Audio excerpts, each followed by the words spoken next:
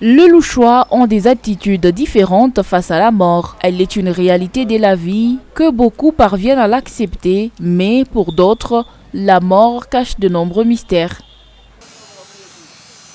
Parmi ces mystères, les destins éternels de la personne décédée, certaines explications intellectuelles pour les comprendre prennent à contre-pied la conception occidentale. Pour beaucoup des sociétés africaines, les morts qui se détachent du monde des vivants deviennent un ancêtre impersonnel, garant de l'ordre parental et social. Cela implique une hiérarchie classificatoire des défunts. Un chef des lignages détenteur d'un héritage reçoit des honneurs funéraires beaucoup plus longs et élaborés. C'est presque les mêmes tableaux quand il s'agit des hommes et des femmes décédés. Quant aux nourrissons, ils sont généralement inhumés rapidement, sans aucune manifestation ostentatoire. C'est des conceptions que les scientifiques ont formalisées dans leur production, comme celle de Charles-Henri de Latour. Mais les points communs avec l'Occident, c'est peut-être la conscience de l'existence d'une relation spirituelle avec le mort. Une conscience qui se traduirait par l'assainissement des tombes, notamment à Lubumbashi.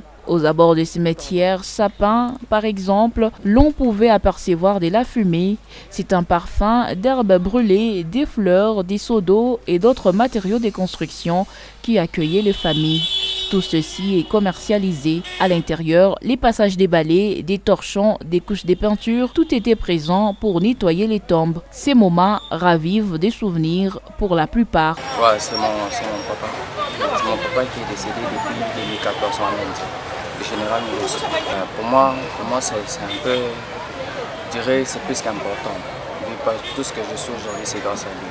Au-delà des frontières de la RDC, chez les Maasai d'Éthiopie, le funérail se déroule presque toujours en deux étapes qui correspondent d'une part au rite d'enterrement au cours desquels les morts se détachent du monde des vivants, d'autre part aux cérémonies funéraires qui ont lieu quelque temps après et grâce auxquelles les morts dépouillés des propriétés humaines accèdent au statut d'ancêtre régulièrement vénéré.